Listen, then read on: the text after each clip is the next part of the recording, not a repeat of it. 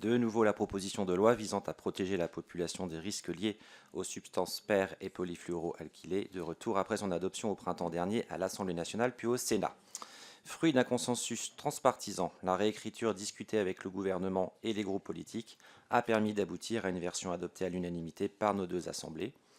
Les dates d'interdiction et les produits concernés ont fait débat, ce qui est normal, mais nous avons su trouver un consensus, salué à la fois par les représentants de la nation que nous sommes, par les associations de consommateurs et de la protection de l'environnement, ainsi que par la majorité des industriels producteurs de PFAS concernés par ces interdictions.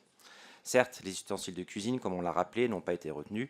Les entreprises concernées ainsi que leurs salariés voient leurs outils productifs et emplois préservés, avec toutefois la nécessaire évolution de ce secteur en perspective face à un législateur prompt à infléchir la réglementation sur les PFAS.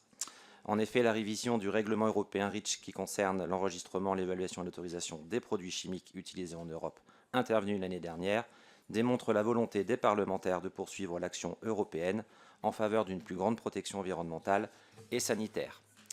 Bien sûr, que ces mesures ne représentent pas une mise à l'arrêt de la production de PFAS et de ses rejets dans l'environnement, le texte que nous examinons aujourd'hui présente l'avantage d'inscrire dans la loi de premières dispositions importantes et engageantes pour l'avenir. Ce dont nous pourrions également nous doter et qui pourrait être soumis à notre réflexion collective, mais qui n'est pas du ressort de la loi, c'est d'une liste de l'ensemble des substances PFAS existantes, au nombre de 15 000 environ, identifier celles dont la dangerosité est avérée et prendre des mesures à leur encontre. Dans l'intervalle de ce travail titanesque à réaliser, le groupe EPR appelle à une adoption conforme de cette proposition de loi. Je vous remercie. Merci beaucoup. Je donne la parole à Claire Lejeune. Merci Madame la Présidente, Monsieur le rapporteur. Nous examinons aujourd'hui un texte qui marquera une étape du combat crucial contre les PFAS, contre leur prolifération massive, contre les conséquences gravissimes pour la santé de tous les Françaises et les Français. Et il faut ici commencer par saluer le travail sans relâche des associations, des lanceurs d'alerte, des élus, des journalistes, des scientifiques. Saluer aussi la voix des victimes, elles sont des millions, puisque chacun d'entre nous, chacun de nos concitoyens sont touchés. Il faut garder en tête dans l'évaluation de ce texte la mesure du scandale. Ce scandale est titanesque. Les PFAS sont partout, dans nos vêtements, nos ustensiles de cuisine, nos cosmétiques, notre air, notre eau. C'est notre quotidien dans ses dimensions les plus anodines qui est contaminé et qui nous met en danger. Les eaux de surface de 3 des 5 villes de ma circonscription, Savigny-sur-Orge, Viry-Châtillon et Athis-Mons, sont répertoriées parmi les 900 hotspots de contamination présents sur le territoire français. Des millions de nos concitoyens boivent une eau comportant des niveaux de PFAS supérieurs aux normes européennes. Des milliers de travailleurs, dont ceux de l'usine de Solvay, sont surexposés à ces molécules. Des milliers le seront encore dans les années à venir si une législation à la hauteur n'intervient pas. Ces 4 lettres sont devenues le symbole de l'intoxication à très grande échelle des citoyens, imputable à la voracité et au cynisme des industriels et à la docilité, la complaisance de certains décideurs politiques qui, en responsabilité, ont choisi de ne rien faire.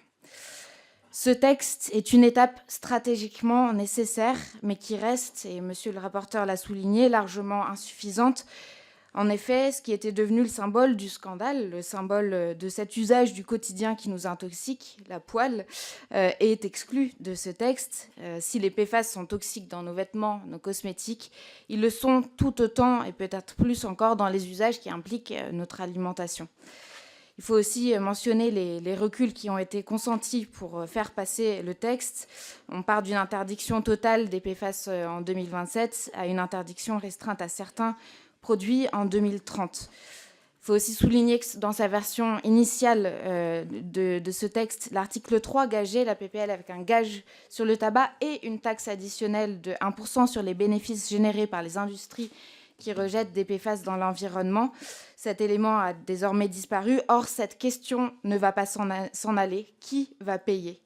Les coûts en matière de santé suite à l'exposition aux PFAS sont estimés à entre 52 et 84 milliards en Europe par an. Et le coût des traitements des eaux potables et usées pour éliminer les PFAS est estimé à 238 milliards par an à l'échelle de l'Union européenne.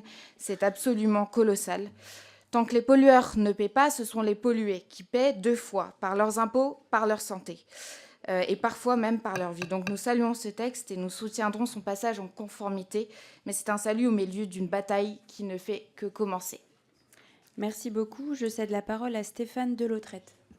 Merci Madame la Présidente, Monsieur le rapporteur, chers collègues. Un peu plus de 10 mois après son adoption en première lecture, l'ensemble du groupe socialiste et apparenté se félicite de voir ce texte de nos partenaires écologistes revenir en deuxième lecture aujourd'hui dans notre commission. Alors de quoi parlons-nous au juste quand nous parlons des PFAS? Indestructibles dans la nature, capables de se disperser sur de très longues distances, les PFAS sont considérés comme des produits chimiques éternels. Utilisés dans de nombreux objets de la vie courante, vous l'avez rappelé, monsieur le rapporteur, tapis, cordes de guitare, batteries de véhicules électriques, peinture, traitements pour l'acné, emballages alimentaires et de frites, gainage de circuits électriques dans les avions, prothèses de hanches, fils dentaires et j'en passe, ils continuent d'être largement produits et utilisés du fait notamment de leur qualité anti-adhésive et imperméabilisante. Pourtant, ces substances posent deux problèmes très concrets qui ont fait l'objet d'une large attention médiatique ces derniers mois et je ne peux que m'en féliciter.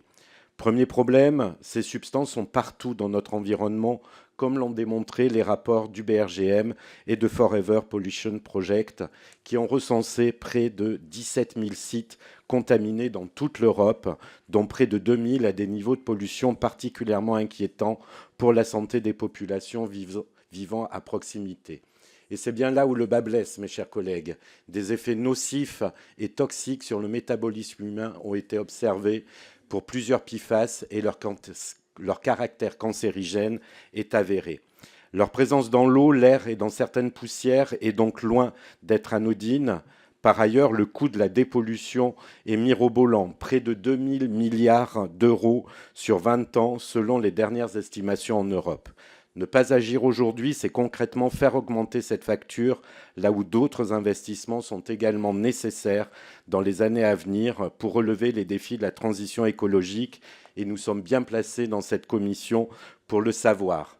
Aussi, avec un risque pour l'homme largement documenté et un impact nocif sur les écosystèmes, la proposition de loi du groupe écologiste qui vise à interdire les PFAS pour les produits cosmétiques d'emballages alimentaires et de fartes est donc parfaitement bienvenue et a obtenu un large consensus en première lecture à l'Assemblée comme au Sénat.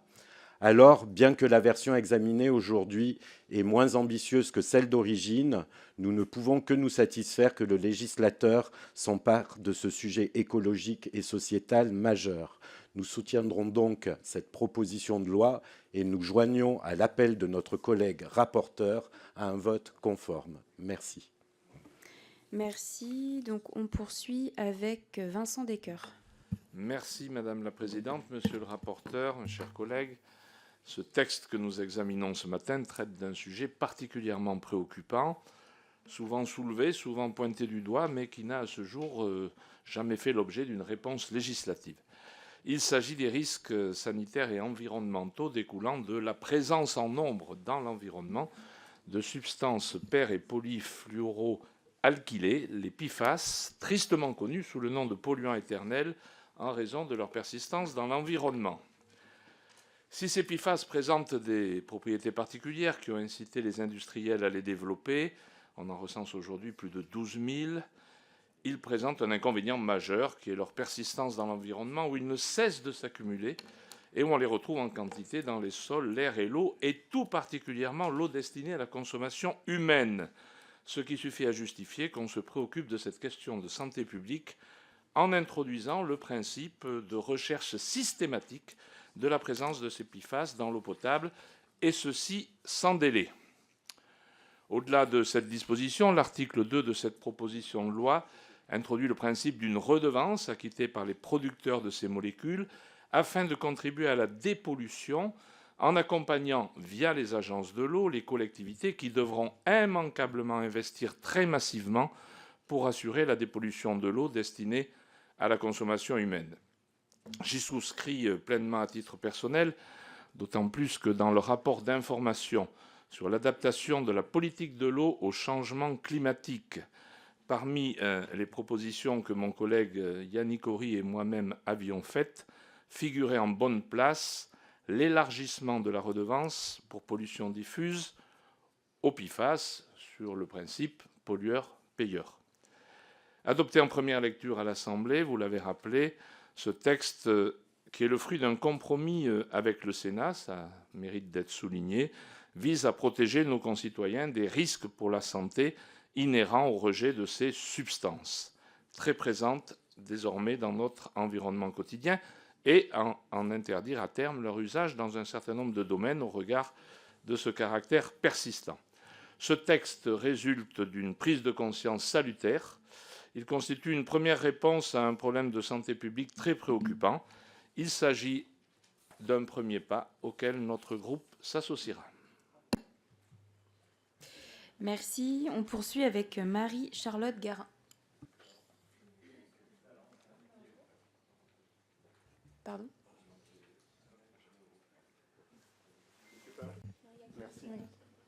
Je vous remercie, Madame la Présidente, Monsieur le rapporteur, chers collègues.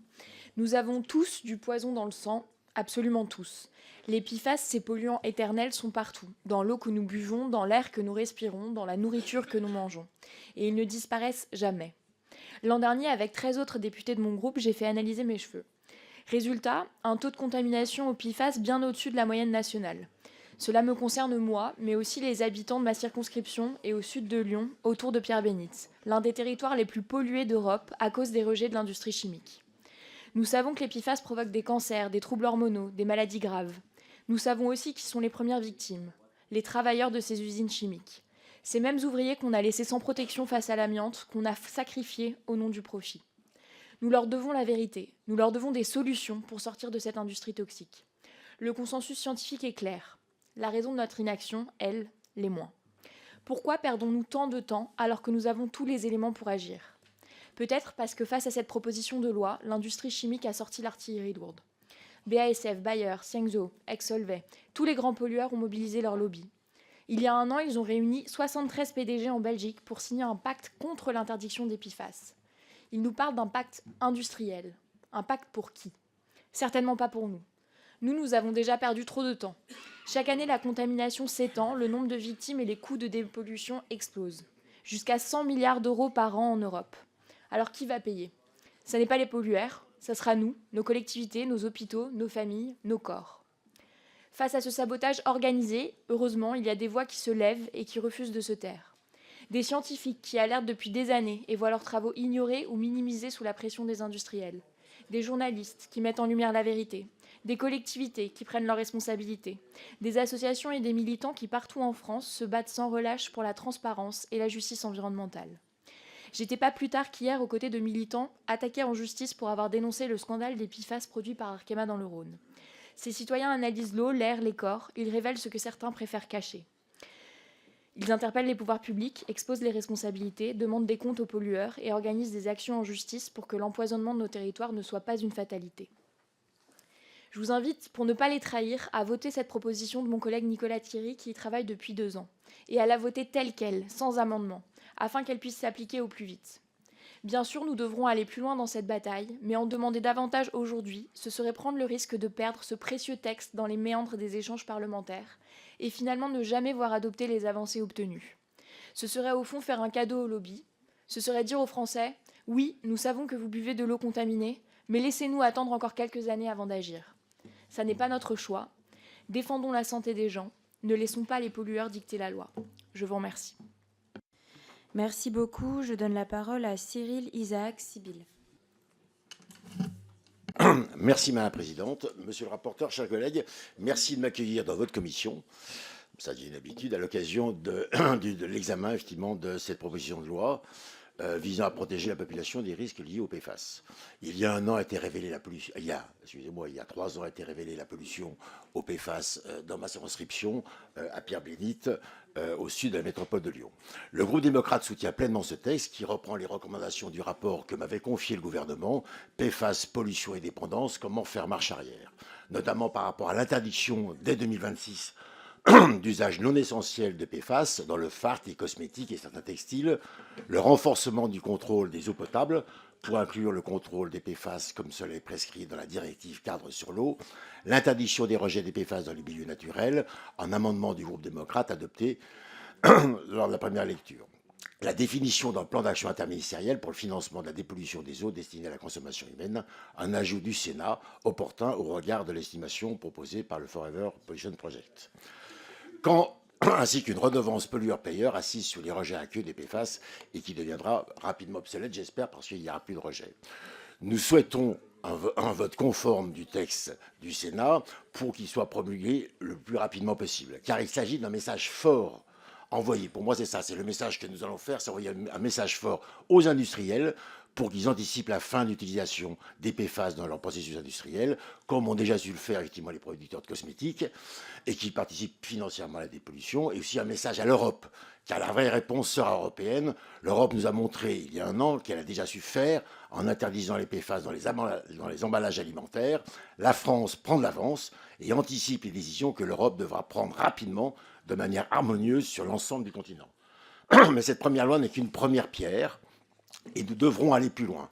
À l'international, certains pays d'Asie s'emparent du sujet et plusieurs États américains interdisent déjà d'autres usages, les PFAS dans les textiles, d'ameublement et les jouets. Il nous faudra également traiter la question des rejets atmosphériques et de l'air ambiant, insister auprès de certains acteurs qui ont pris du retard, industriels, armées, aviation, pour qu'ils débutent des campagnes de prélèvement et d'analyse et mettent en place des mesures de lutte contre les rejets des PFAS. Enfin, nous avons interdit certains usages et c'est une très bonne chose. Dès à présent, les autorités publiques devront prévoir des contrôles. C'est bien tout d'interdire, mais après, il faut contrôler. Et effectivement, au niveau métrologie, au niveau société de contrôle, il faudra qu'elles accélèrent pour assurer que les produits importés ne contiennent plus de PFAS. Des décisions restent à prendre pour protéger durablement notre environnement et la santé de nos concitoyens. Le groupe démocrate soutient cette première pierre construite par nos collègues. Et je me souviens effectivement de la première proposition de nos collègues Topiac et aussi construite par l'Assemblée et le Sénat. Et collectivement, nous devrons suivre les avancées du plan interministériel que le gouvernement a mis en place voilà un an. Je vous remercie. Merci beaucoup. Je donne la parole à Anne-Cécile Violent. Merci Madame la Présidente. Monsieur le rapporteur, chers collègues, tout d'abord un grand merci, chers collègues, d'avoir remis cette question essentielle dans nos discussions. En 2023, Christophe Béchu, ministre de la Transition écologique, présentait un plan d'action ministériel pour la période 2023-2027 dont la surveillance des milieux et accélérer les avancées scientifiques pour trouver des alternatives et faciliter l'accès de l'information aux citoyens. L'idée était de rappeler l'importance d'une action coordonnée à l'échelle européenne pour supprimer les risques liés à l'utilisation des PFAS. Le texte, tel que travaillé en première lecture par nos deux assemblées, confirme la volonté de réduire la source d'exposition et des risques sanitaires associés à ces PFAS, en prévoyant notamment des interdictions de mise sur le marché dès 2026 pour certains produits comme les cosmétiques, les fardes, les textiles d'habillement et de chaussures, hors vêtements de protection et industriels, les alternatives existantes pour les autres parties. Lors de la première lecture, nous avons trouvé un consensus entre notre obligation de supprimer les risques sanitaires et la nécessaire transformation des industries utilisant ces produits pour leur permettre de trouver des alternatives et garantir la pérennité d'une économie. Horizon confirme sa volonté, déjà votée à 2 reprises, d'une interdiction harmonisée et coordonnée à l'échelle européenne de l'ensemble des substances, sauf dérogations proportionnées que nous avons pu prévoir et qui ont été reprises par le Sénat. Force est de constater que les négociations européennes ont pris du retard sur le sujet, quand bien même le travail de consultation continue, notamment via l'Agence européenne des produits chimiques. C'est pourquoi, en tant que législateur, il nous incombe de pouvoir agir sans attendre plus avant, notamment là où des opérationnels existent déjà, et ainsi d'envoyer un signal auprès de nos partenaires européens. Nous soutenons également l'introduction par les sénateurs d'un amendement qui prévoit que les interdictions prévues dans cette PPL soient soumises à un régime de contrôle et de sanctions au même titre que le prévoit le règlement REACH et donc qui permet d'harmoniser la réglementation à l'échelle européenne. En parallèle, Horizon soutient également les politiques visant à mobiliser les connaissances scientifiques, qu'elles puissent être mobilisées afin de permettre la R&D des industries pour trouver des alternatives viables sur l'ensemble des PFAS, quand bien même tous ne présenteraient pas le même impact pour les santé. Il est temps de cesser d'opposer le respect de notre environnement et le développement économique. Enfin, nous ne pouvons que soutenir le renforcement des contrôles sur l'eau potable et la mise en place prévue par cette PPL d'une trajectoire nationale visant à réduire les rejets de PFAS par les installations industrielles en amont de leur interdiction, cette dernière temps prévue 5 ans après la promulgation de la loi, permettant aux industriels d'avancer dans leur adaptation et dans la recherche de solutions alternatives durables. Nous avions déjà soutenu cette position en première lecture. Par ailleurs, j'ai déjà souligné lors de la précédente discussion de cette PPL le coût exorbitant de la dépollution de l'eau, de l'air et des sols pour les collectivités territoriales dont elles seront dans l'incapacité d'en supporter la totalité. Bref, je remercie aussi les travaux essentiels de M. Cyril Isaac-Sibylle. C'est un compromis entre nos deux chambres, ce texte. Ce n'est qu'une première réponse à une préoccupation majeure de santé et environnement. Horizon et indépendant Merci, appellent à un Madame vote la conforme. députée. Merci, Madame la Présidente. Merci. Je donne la parole à David Topiac. Merci Madame la Présidente, Monsieur le rapporteur, chers collègues. Nous allons acter la semaine prochaine, je l'espère, une première étape dans la lutte contre les substances per- et polyfluoroalkylées. C'est l'aboutissement d'un long parcours parlementaire, débuté lors de la 16e législature avec l'audition en avril 2023 de Génération Future, du CNRS et de la Direction générale de la prévention des risques. Cette audition nous avait alerté sur la pollution massive des PFAS et leur impact environnemental et sanitaire. Suite à cela, j'avais défendu, dans le cadre de la niche parlementaire réservée au groupe Lyot, une proposition de loi interdisant ces substances dans les emballages alimentaires et imposant des normes limites de rejet aux ICPE. Le texte n'avait pas été voté, mais cela n'avait pas mis fin au travail parlementaire. Sur presque tous les bancs, des députés ont continué à se mobiliser. Je pense ici à Jimmy Pahen, à Cyril Isaac-Sibylle et encore et surtout à Nicolas Thierry, que je remercie pour son travail. En parallèle, les ONG et la presse n'ont cessé de jouer leur rôle d'alerte, essentiel pour faire bouger les choses. Nous avons donc aujourd'hui un texte de compromis. Certains y verront des renoncements, d'autres des contraintes excessives. J'y vois pour ma part des mesures utiles qui tiennent compte de l'état des connaissances et de la science et une première étape pour canter le sujet des PFAS dans la loi. Ainsi, le calendrier d'interdiction de l'utilisation des PFAS concerne certaines applications pour lesquelles il existe des alternatives, le fart, les cosmétiques et les textiles. À cela s'ajoutent des mesures de réduction de la pollution à la source via la mise en place de normes de rejet industriels. C'est une démarche nécessaire pour éviter que nos sols et nos eaux déjà contaminés continuent de voir leurs substances s'accumuler. Quant à l'ajout de PFAS à la liste des substances assujetties à la redevance pour pollution de l'eau, il constitue une première étape vers un financement de la dépollution. Bien sûr, nous avons des bémols. La proposition de loi telle qu'issue du Sénat renvoie une grande partie des mesures à des décrets et ménage autant de voies de sortie pour les industriels.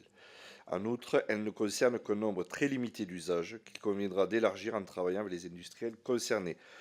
Le groupe Lyot ne déposera pas d'amendement pour faciliter l'adoption conforme et donc nous sommes favorables pour cette adoption conforme en commission et dans l'hémicycle. Merci beaucoup. Je cède enfin la parole à Éric Michou. Merci Madame la Présidente. Merci Monsieur le rapporteur pour votre travail. Comme notre collègue Pierre Meurin, j'ai dans ma circonscription une usine qui travaille avec l'utilisation de ces produits, qui s'appelle l'usine Tefal. Et là, il y a 1800 salariés qui travaillent à la fabrication de poêles. Et moi aussi, je me balade avec ma fille qui a 7 ans au bord de l'eau. Et je sais l'importance que tous ces problèmes ont sur la santé et l'écologie en particulier. L'UDR comprend la préoccupation des Français et elle est tout à fait légitime, évidemment. Et vous avez eu raison, monsieur le rapporteur, d'apporter un regard tout particulier sur les ustensiles de cuisine, car aujourd'hui, les ustensiles de cuisine sont un des fleurons de notre industrie. Il faut savoir aussi que les industriels sont déjà contraints par la norme REACH qui les cadre notamment sur ce type de produits. Même si demain, nous étions amenés à avoir une forme d'interdiction de la production des produits qui utilisent ces biphates, nous aurions de toute façon une réimportation par des pays quand même moins soucieux de la qualité de leurs produits et nous réimporterions très certainement en France et en Europe des produits chinois largement plus polluants. Et ce que je veux dire là, c'est qu'il faut quand même protéger notre industrie avec sérieux et sérénité dans le contrôle des pollutions et des effets sur la population, mais ne continuons pas par des dogmes un peu écolo-socialos, à vouloir casser complètement des fleurons de notre industrie, comme on l'a fait dans l'automobile. Et maintenant, on est en train, pardon, excusez-moi, je peux parler s'il vous plaît, et que maintenant, on est en train de réimporter des voitures électriques largement plus polluantes. Et par exemple aussi dans l'industrie agricole, où on a, par les systèmes de surtransposition, carrément détruit notre agriculture, et on réimporte des poulets d'Ukraine qui sont carrément immangeables, ou des oranges d'Espagne qui sont mauvaises. Donc, il faut évidemment, je reviens, merci, écoutez-moi s'il vous plaît, même si ça ne vous intéresse pas, je reviens sur le sujet, ne détruisons pas notre industrie à nouveau par des dogmes écolos. Merci. D'extrême gauche. Merci. Je donne... Alors, y a-t-il des questions supplémentaires d'1 minute? Non. Donc, je donne la parole au rapporteur pour vous répondre. Merci, Madame la Présidente. Et merci, chers collègues, tout d'abord pour le soutien que vous avez manifesté de manière quasi unanime. On va aborder pas mal de sujets dans les amendements qui ont été déposés, donc je ne vais pas y revenir tout de suite, mais peut-être faire le focus sur 2 points qui ont été abordés. Tout d'abord, la question du TFA qui a été abordée au début, pour que tout le monde comprenne bien de quoi on parle. Le TFA, c'est un PFAS qu'on appelle à chaîne courte et qui, parce qu'il est à chaîne courte, est extrêmement mobile, et par ailleurs il peut aussi apparaître dans l'environnement parce que certains PFAS, quand ils se dégradent, ils deviennent des métabolites, deviennent du TFA, et c'est ce qui explique qu'on le retrouve dans beaucoup d'endroits à des taux extrêmement élevés, et ça inquiète beaucoup les autorités sanitaires parce que en effet à lui seul il va peut-être probablement faire dépasser même les seuils de réglementation qui vont être proposés. C'est un sujet qui dépasse largement cette PPL, qui est un sujet de préoccupation notamment européenne par l'Agence des produits chimiques. Et pour vous donner à peu près où on en est, l'Agence de l'environnement allemande vient par exemple de le classer comme reprotoxique.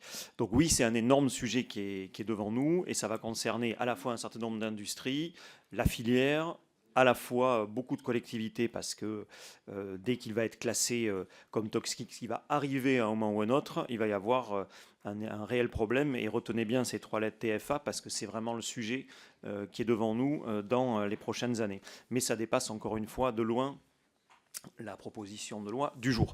Et après, un dernier point, pour rebondir, je crois que c'est Claire Lejeune qui l'a abordé sur la question de la dépollution.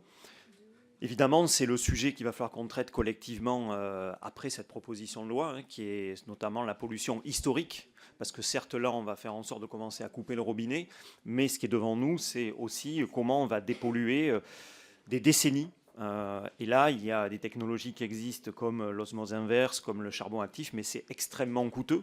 Vous l'avez vu, les journalistes ont souligné le coût que ça allait représenter.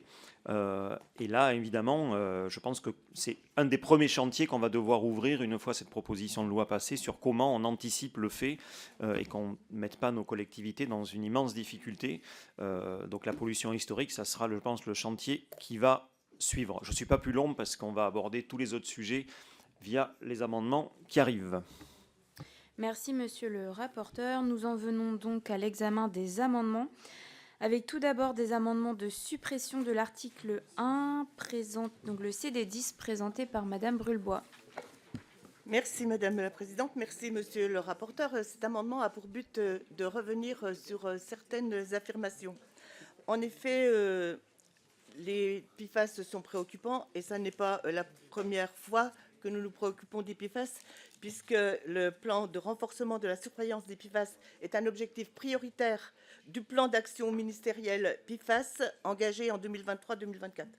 Il y a aussi l'ANSES qui travaille, il y a l'ECHA au niveau européen et la réglementation REACH que nous sommes en train, non pas de surtransposer, mais d'avant-transposer.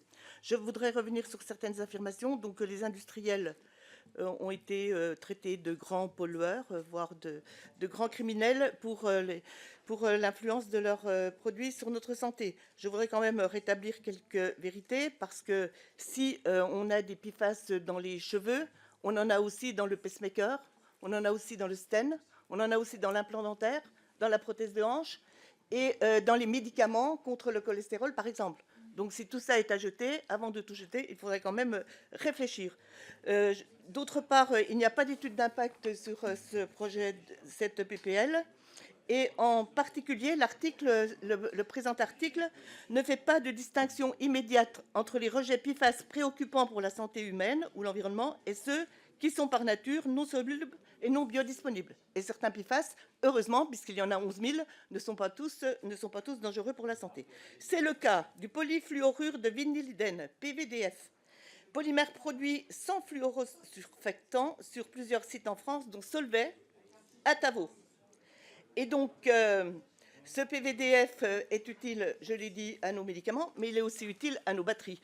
Donc, on ne peut pas d'un coup vouloir développer une chaîne de production de batteries industrielles en France, lithium-ion, avec le PVDF que seules nos usines Solvay en France sont capables de produire. Et aujourd'hui, c'est donc stratégique pour notre souveraineté en matière de transition écologique. Donc, je voudrais quand même faire la part des choses, parce qu'il faut éviter les discours populistes. Dans ce que j'ai entendu, on entend qu'on agite des peurs, on fait peur aux gens par rapport au PFAS, mais la chimie n'est pas forcément toujours dangereuse pour l'homme, au contraire, elle a apporté, donc je n'ai pas parlé des choses, des ustensiles et des équipements pour la sécurité, pour la sécurité un peu partout, mais pour la santé, donc puisqu'on parle de santé, du point de vue sanitaire, les PFAS ont vraiment été un progrès et ils ont favorisé l'allongement de la vie de nos concitoyens. Je parlerai des pacemakers, je parlerai des stents, je parlerai des implants, des prothèses de hanche, par exemple. Donc il faut raison garder et être un petit peu rationnel dans ce que l'on affirme. Merci beaucoup. Je donne la parole. Allez, s'il vous plaît, on a chacun des positions différentes, on va tous écouter, le rapporteur va répondre et ensuite j'ai des demandes de prise de parole.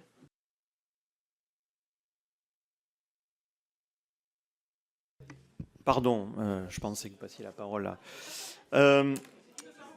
Madame Brulbois, alors je vais justement essayer de vous répondre de manière très rationnelle, comme vous le dites. Vous parlez notamment des secteurs de la santé, et c'est précisément ce qu'on a fait. Et comme au niveau européen, c'est-à-dire on a abordé les choses par usage, en essayant de faire la différence entre ce qui était des usages essentiels et non essentiels. Et on a évalué également les usages où ils présentaient un bénéfice plus important d'avoir des PFAS et là où ça l'était moins. Donc évidemment, quand on parle des pacemakers ou des prothèses, évidemment, ce n'est pas dans la proposition de loi. Et d'ailleurs, l'Union européenne, l'ECA, puisque vous l'avez cité, elle-même considère que ne donne pas de délai de substitution de PFAS sur les secteurs de la santé, parce qu'aujourd'hui, on considère que le bénéfice est plus important que le risque. Mais par contre, dans la proposition de loi qui nous occupe aujourd'hui, quand on parle des textiles, avec les restrictions qui sont dedans, les cosmétiques ou les fardes de ski, là, la balance est clairement du côté du risque plutôt que du côté du bénéfice, puisque ce ne sont pas des usages essentiels. Donc très clairement, on ne parle pas tout à fait de la même chose. Après, vous indiquez que la proposition de loi n'a fait l'objet d'aucune étude d'impact. Et c'est vrai qu'aucune proposition de loi, contrairement au projet de loi, n'est assortie d'une étude d'impact. Néanmoins, on a conduit des auditions, nous sommes également appuyés, et je pense que M. Isaac Civil va le rappeler, nous nous sommes appuyés sur le rapport très complet qui a été établi par notre collègue en janvier 2024. On a également de très nombreuses études qui décrivent les dangers potentiels de ces substances chimiques qui sont persistantes dans l'environnement et pour la santé. Dit autrement, on dispose d'une large bibliographie scientifique et de travaux parlementaires fouillés qui viennent aujourd'hui étayer cette PPL. Donc l'argument relatif à un manque d'études ou de données n'est donc clairement pas recevable. Ensuite, vous rappelez que l'Union européenne est en train d'évaluer une proposition de restriction dite universelle qui a en effet été déposée par 5 États il y a 2 ans. C'est exact. Mais ce processus, il ne pourrait aboutir que dans plusieurs années, dans le meilleur des cas, alors qu'on est face à un risque sanitaire établi. Et on peut rappeler en effet que certains PFAS, et je crois que ça a été déjà évoqué, sont déjà, en tout cas, vont être interdits déjà dans toute l'Union européenne, les emballages alimentaires par exemple, et certains États, comme le Danemark, ont déjà imposé ou vont imposer des interdictions d'utilisation des PFAS dans certains produits. Et je termine en vous disant, en effet, que ce que va faire le Danemark, c'est assez similaire d'ailleurs à ce que propose la PPL ce matin, et l'enjeu, vraiment, c'est justement d'être très rationnel dans l'approche, d'approcher les choses par usage, et donc de limiter le plus rapidement possible, quand on le peut, la diffusion des polluants éternels dans l'environnement, dans des secteurs de consommation courante qui sont déjà dotés de solutions de substitution. Donc mon avis sur votre amendement est évidemment défavorable. Merci. Je donne la parole à Anne Stenbach-Terrenoir. Merci. Merci, Madame la Présidente. Bon, écoutez, collègues, pardon, mais c'est pas sérieux. Là, on est réunis aujourd'hui là pour parler des polluants qu'on dit éternels, parce que ce sont des composés chimiques qui ne se dégradent pas de manière naturelle et qui, de fait, s'accumulent dans les organismes, y compris les nôtres, pendant qu'on parle sans agir, quoi. Pour citer une seule étude, je parlais de l'étude croisée de l'UFC Que Choisir et de Génération Future qui date de l'an dernier, qui disait que la quasi-totalité des Français sont exposés aux PFAS via l'eau potable qu'ils consomment au quotidien. Et on est face à une pollution à l'échelle mondiale parce que, notamment, ces composés chimiques sont extrêmement mobiles et qu'ils se propagent tout le long, par exemple, de la chaîne alimentaire. C'est ce qu'on appelle le phénomène de bioamplification et qui fait qu'on a retrouvé des dizaines de ces composés chez les ours polaires, donc par définition très loin de toute source de pollution initiale. On parle de composés qui sont reprotoxiques, qui posent des problèmes de liaison hépatique, de cancer, de problèmes de thyroïde, d'obésité, qui entraînent de plus faibles réponses immunitaires, notamment plus faibles réponses aux vaccins. Enfin, et vous nous dites que pour privilégier l'allongement de la vie de nos concitoyens, il faudrait surtout ne rien faire. C'est inentendable. Les scientifiques s'accordent à dire qu'on ne protège pas assez justement nos concitoyens vis-à-vis de ce fléau, et vous nous dites qu'il est urgent d'attendre, de réfléchir encore un peu plus, et même de renvoyer tout ça à une décision européenne. C'est ce qui ressort de vos autres amendements, où vous proposez d'attendre pour pouvoir coordonner à une potentielle interdiction au niveau européen. Il y a urgence, là, on ne peut pas attendre une potentielle interdiction. Et je rappelle, pour finir, que lors de la première lecture de ce texte à l'Assemblée, nous avions fait introduire une mention à la clause de sauvegarde de l'article 129 du règlement REACH. Je vous le cite, cet article dit que lorsqu'un État membre est fondé à estimer qu'une action d'urgence est indispensable pour protéger la santé humaine ou l'environnement, là on est avec ces deux urgences-là, en ce qui concerne une substance, il peut donc prendre des mesures provisoires appropriées. Nous sommes dans ce cadre, on peut et on doit agir maintenant et sans attendre l'Europe. Merci, chers collègues. J'ai beaucoup de demandes de prise de parole. Je vous demande d'être concis. Je ne vais pas mettre le chronomètre. Je vous fais confiance. Je vous demande juste d'être concis dans vos interventions. Et je donne la parole à Pierre Meurin. Merci, Madame la Présidente. Je pense que je ne retirerai pas un mot de l'intervention de Madame Brulbois. En effet, les industriels sont quand même très inquiets.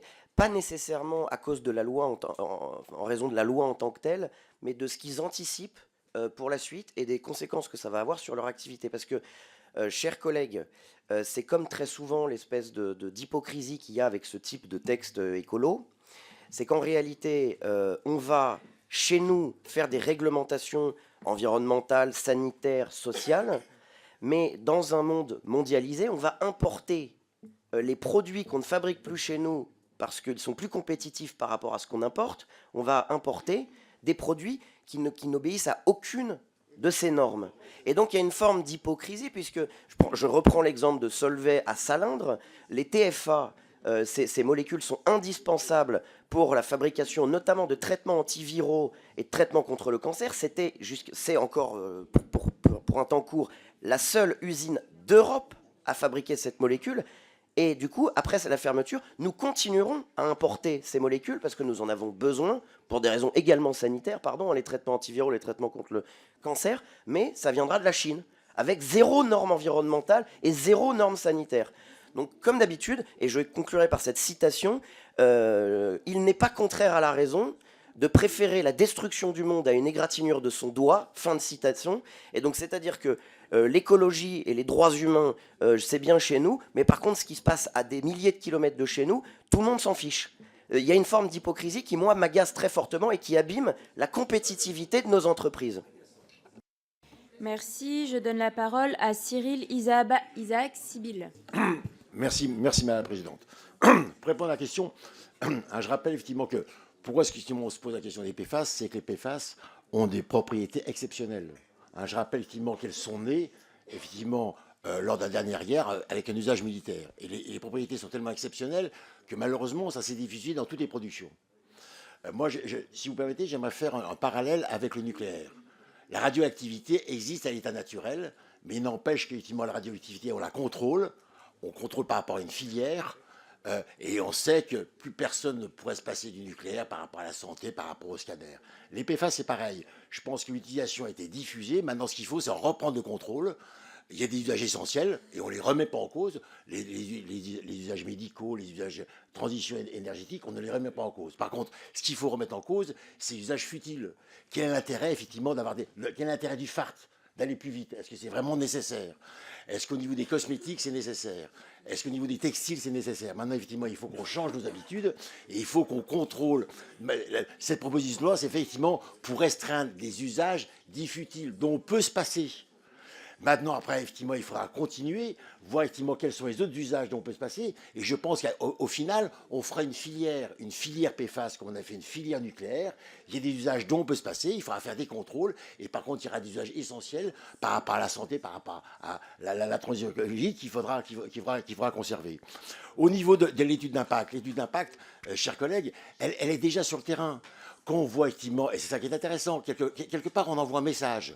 Les FART, maintenant effectivement, on supprime, et même les FART, les PFAS ont été supprimés, les FART. Moi, lorsque je suis allé voir effectivement l'industrie cosmétique, quelque part, elle a compris le message et elle a déjà enlevé les PFAS de son process. Au niveau des textiles, c'est pareil. Donc, ce qu'il faut, c'est qu'on envoie ce message industriel, qu'il va falloir qu'il se limite aux PFAS qui, malheureusement, ont des effets sur la santé.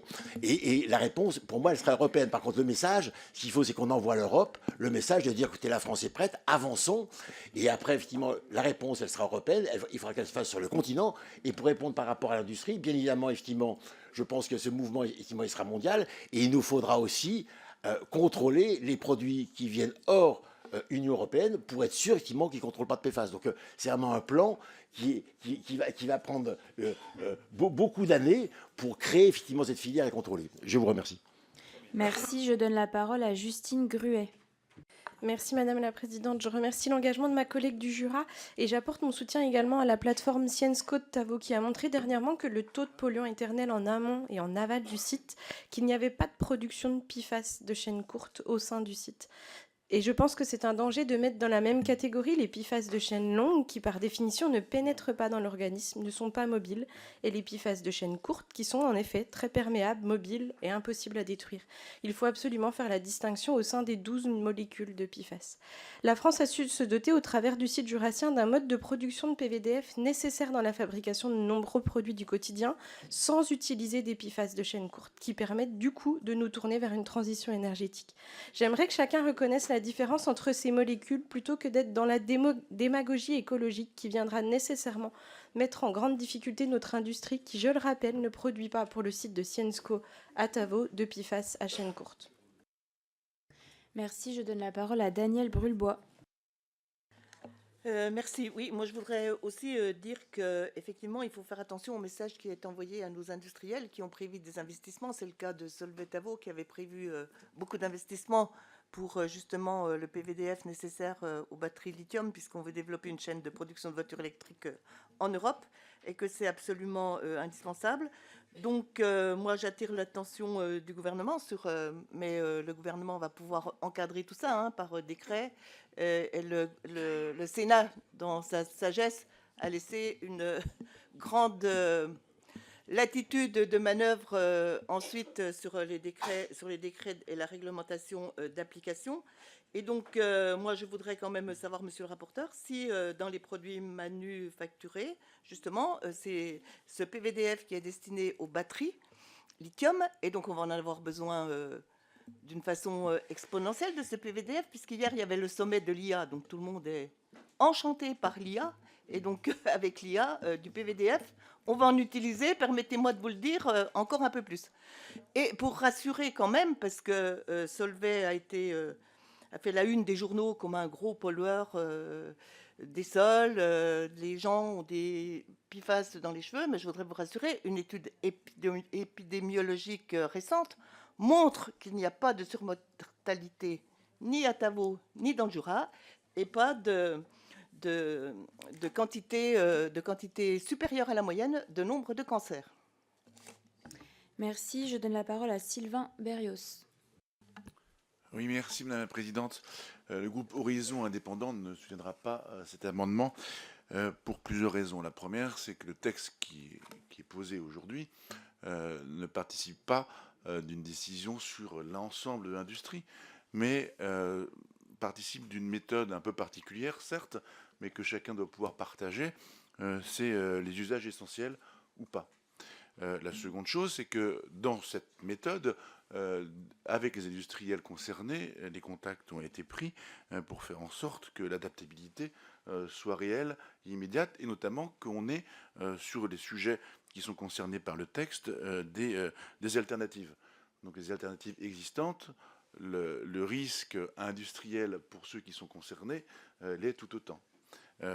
Et enfin, c'est tout le fondement de notre position, c'est que chacun ici peut reconnaître qu'il y a un sujet PFAS, chacun peut l'aborder de la façon dont il le souhaite, mais personne ne peut ignorer le sujet et le risque latent pour la santé. Tout à l'heure, on a parlé d'osmose inversée pour l'eau. C'est une technologie que d'ailleurs certains industriels ont proposée dans certains appels d'offres, mais on voit aussi les montants monstrueux que cela va engendrer pour avoir une eau une eau pure. Et on sent bien que dans la santé publique, c'est un sujet qui est tout à fait essentiel. Donc on a un risque qui est latent, on a un texte qui est un signe au fond assez modeste. Il ne faut pas considérer qu'on va révolutionner l'ordre européen ou l'ordre mondial avec ce texte, mais c'est un signe de la France et vis-à-vis des Français que nous prenons conscience et que nous prenons en main ce sujet avec une méthode qui est une méthode de partenariat avec les industriels, qui me paraît être la bonne méthode. Naturellement, il faut être attentif à l'emploi, il faut être attentif à l'économie, il faut aussi être attentif à la santé des Français. Et la santé environnementale me paraît être une chose absolument essentielle. C'est la raison pour laquelle, Madame la Présidente, le groupe Horizon Indépendant ne votera pas cet amendement. Merci. Je donne la parole à Marie-Charlotte Garand. Merci Madame la Présidente. Je pense qu'il faut qu'on soit un petit peu raisonnable dans ce débat. Il ne s'agit pas évidemment de diaboliser tous les industriels et toute l'industrie de la chimie, simplement d'organiser la transition et de protéger nos concitoyens. Moi, je ne peux pas entendre, collègue Brulbois, que vous disiez que les PFAS ont allongé la durée de vie de nos concitoyens, parce que quand on est dans le territoire de la vallée de la Chimie à Lyon et qu'on se rend à Pierre-Bénite, en face de nous, on a des habitants qui nous expliquent qu'ils ne peuvent plus manger leurs légumes, manger leurs œufs, qui ont une eau contaminée. On a encore des études récentes qui nous montrent que l'air est aussi contaminé. C'est très clairement des cancers qui sont démultipliés, avec des habitants à proximité des usines qui nous disent, bah voilà, le voisin en face, il a un cancer, le voisin à gauche, il a un cancer, le voisin à droite, il a un cancer, cancer pédiatrique en hausse aussi, un jeune de 14 ans avec un cancer des testicules, des problèmes de fertilité.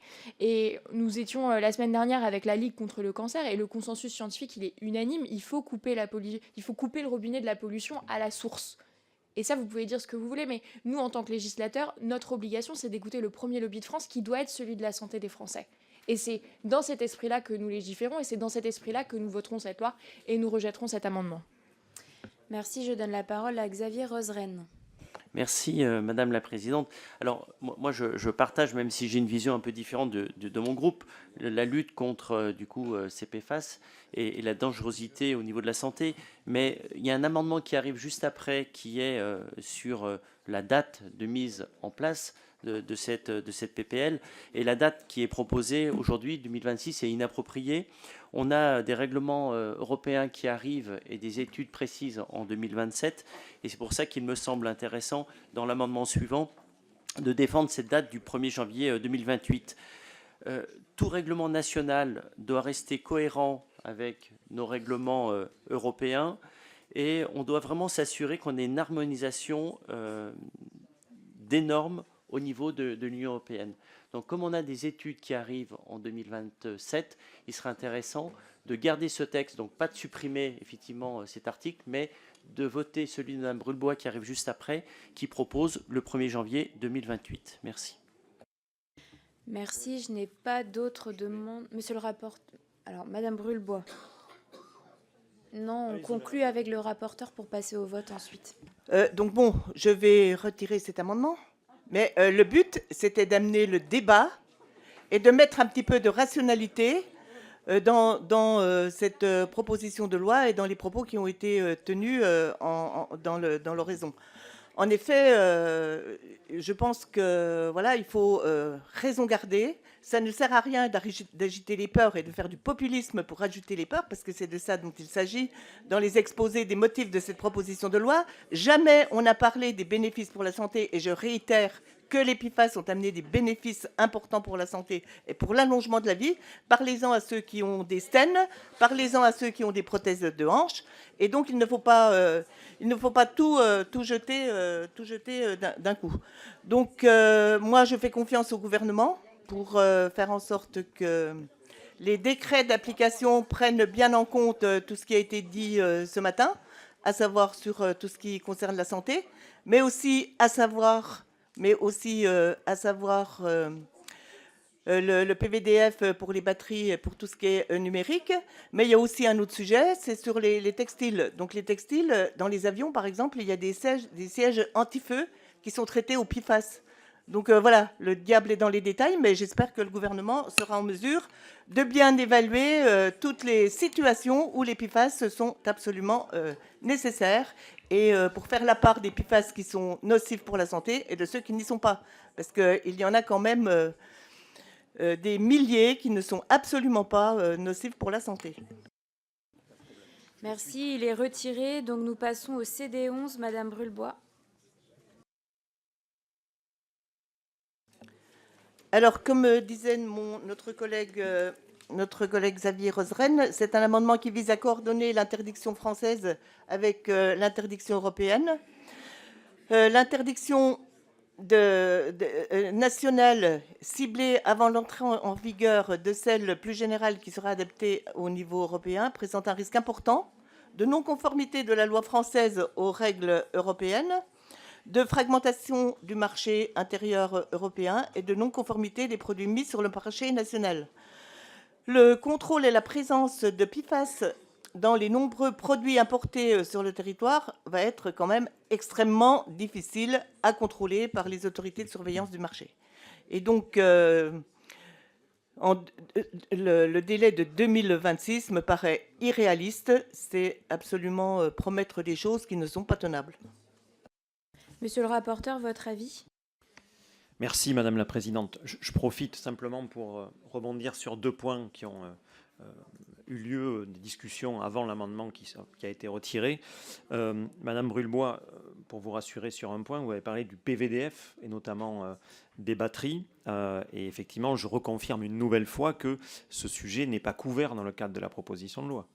Puisque, effectivement, les batteries, comme la question de la santé, ça fait partie des usages qu'on peut considérer comme essentiels et ils n'ont pas été intégrés. Donc aujourd'hui, le champ des batteries, et donc, par voie de conséquence du PVDF, n'est pas concerné par la PPL. Et ensuite, un point important, je pense, qui a été évoqué tout à l'heure, et qu'il faut contester immédiatement, c'est d'expliquer qu'il y aurait des PFAS à chaîne courte et à chaîne longue, et que finalement le niveau de dangerosité serait potentiellement différent, et cela a même été dit d'ailleurs, je vais vous donner un contre-exemple, il a même été dit d'ailleurs que les chaînes longues étaient moins dangereux. Eh bien, je vais vous donner un exemple très concret, le PFOS, qui a été le premier PFAS classé comme cancérigène en 2009, c'est une chaîne longue. Voilà. Donc ça vous montre bien que en fait, cette catégorisation ne tient pas. Et je le redis, le premier PFAS qui a été interdit dès 2009 parce qu'il est classé 1 avec le plus risqué, il est chaîne longue. Donc attention, et il faut vraiment que ça soit quelque chose qu'on ait à l'esprit dans les débats. Le point commun entre tous les PFAS, c'est qu'ils sont tous extrêmement persistants. Et cette caractéristique, elle suffit pour la communauté scientifique à tous les classer comme extrêmement préoccupants. Donc attention à être précis, parce qu'en effet, cette catégorisation que vous faites sur chaîne courte, chaîne longue, certes, il y a des différences en termes de mobilité, mais en termes de dangerosité, ça ne tient pas. Merci. Et je n'ai pas répondu, pardon, sur le principal, ce qui est l'amendement que Mme Brulbois propose à nouveau. Ça a été dit et ça ressort des débats. Les PFAS, c'est aujourd'hui une menace sanitaire, comme l'a été l'amiante ou le chlordécone. Et ces scandales sanitaires, ils nous ont instruits sur les dangers de l'immobilisme. Il est grand temps d'agir, et il ne faut pas vraiment qu'on répète les erreurs du passé, il faut agir au plus vite sur les PFAS, surtout dans certains produits, quand les substitutions sont possibles. Donc évidemment, moi je m'oppose fermement au report de 2 ans que vous proposez, et je vais préciser quelque chose qui est important d'ailleurs pour tout le monde, c'est que l'Union des industries textiles a informé les sénateurs, comme moi-même, qu'ils étaient favorables à une interdiction des PFAS dans les produits textiles, en particulier l'habillement. Idem pour la filière cosmétique et les fardes de ski. Donc si je résume, on a des alertes scientifiques, on a une immense attente citoyenne, on a des industriels concernés par la PPL qui sont en accord avec une adoption conforme du texte. La question que je me pose, c'est qu'est-ce qu'il nous faut de plus pour agir? Merci, donc je donne la parole à Pierre Meurin. Merci Madame la Présidente. Nous allons, soutenir cet amendement, en espérant que Mme Brulbois ne le retire pas comme elle en a régulièrement l'habitude, parce que c'est un amendement, à mon avis, de bon sens. Et on aimerait quand même, parce qu'il est, comme je l'ai dit lors de la discussion générale, l'effroi n'est jamais bonne conseillère, et l'effroi écolo encore moins. Donc, ce qui serait pas mal, parce qu'il n'y a pas de principe général à l'idée de voter un texte conforme. Au pire, on a un débat en séance. C'est ce qui ne me paraît pas dénué d'intérêt, parce que tous nos autres collègues, à mon avis, sont aussi intéressés par ce sujet.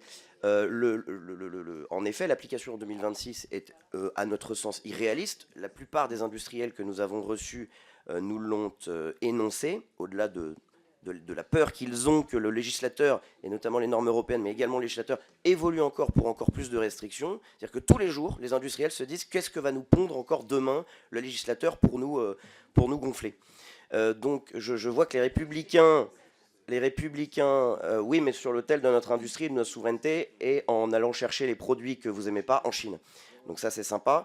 Les Républicains et le centre sont convertis à l'effroi écologiste. Moi, je trouve ça bien regrettable. Et d'ailleurs, beaucoup d'industriels regrettent, sont très surpris de la position, notamment des Républicains, à l'idée d'un vote conforme de ce texte. Voilà, donc nous allons soutenir cet amendement de Mme Brulbois, en espérant qu'elle ne le retire pas. Merci, je donne la parole à Claire Lejeune. Oui, merci Madame la Présidente. Moi, je m'étonne quand même de la légèreté avec laquelle certains collègues traitent un sujet majeur de santé publique qui concerne littéralement tous nos concitoyens. Je pense que les victimes de cancer seront ravies d'entendre le collègue Meurin qualifier d'égratignure du doigt leur sort. Je pense que c'est aussi assez étonnant de voir le RN se mettre à défendre les droits humains des Chinoises et des Chinois. Je pense que faut peut-être penser qu'ils détestent l'écologie encore plus qu'ils détestent les étrangers. Mais là, je pense que sur cet amendement, le fait qu'il vienne après un amendement de suppression est emblématique du fait qu'en fait, Madame Brulbois, vous serez encore là en 2028 pour nous dire qu'il faut reporter à 2030. En 2030, vous seriez encore là pour nous dire qu'il faut reporter à 2032, etc. La réalité, c'est qu'on a toute la connaissance scientifique, et on a toutes les raisons d'aller sur un vote conforme de ce texte pour la mise en application la plus urgente possible du texte. Donc, je nous propose d'avancer en votant contre cet amendement. Merci, je donne la parole à Cyril Isaac Sibyl. Merci Madame la Présidente. Pour revenir effectivement par rapport à cette date 26-28, là effectivement on parle des PFAS qui ont un usage qu'on dit futile. Hein, c'est les farts. Alors je rappelle, effectivement, c'est le textile, c'est les cosmétiques. Et il faut bien comprendre que les industriels, quelque part, ils nous entendent. Et les industriels, ils ont anticipé ça. Ils ont anticipé, et donc déjà actuellement, ils n'utilisent plus de PFAS dans ces produits. Donc ça ne sert à rien de la reporter dans le sens où ils ont déjà anticipé. Le gros problème, c'est le contrôle. Et c'est vrai que c'est bien beau d'interdire. Faut-il après qu'on contrôle que les produits qui viennent hors Union européenne ne contiennent pas de fards. Donc, c'est pas tout d'interdire, et c'est un petit peu notre problème, c'est qu'on interdit, mais on contrôle pas. Donc maintenant, effectivement, il va falloir faire en sorte que les laboratoires, que les frontières puissent être contrôlées et évitent effectivement ces produits qui contiennent des fards. Et puis après, il y a la deuxième chose qui est importante, et là-dessus, il faudra qu'on se mette d'accord, c'est quels sont les usages futiles, quels sont les usages essentiels. Bien évidemment, pour les batteries, pour tout ce qui est transition énergétique, que ce soit les batteries, que ce soit les éoliennes, que ce soit les hydrolyseurs, ils utilisent tous des PFAS. Donc la question, il faudra bien qu'on se mette d'accord, qu'est-ce qui est essentiel et qu'est-ce qui est futile. Pardon ? Et donc, quelque part, c'est ça. Le débat, là, on est à peu près d'accord pour dire effectivement les usages futiles, on peut s'en passer. Maintenant, effectivement, quels sont les usages essentiels? Il faudra qu'on se mette d'accord pour savoir où est-ce que sont les usages essentiels et comment est-ce qu'on contrôle les têtes de filière par rapport aux usages essentiels. Je vous remercie. Merci. On poursuit avec Hubert Hoth. Oui, je voulais juste dire que par rapport aux affirmations des collègues d'extrême droite, on est face à un devoir moral. On sait que les PFAS sont des polluants insidieux, des polluants qui sont d'une dangerosité inédite et surtout qui sont indestructibles.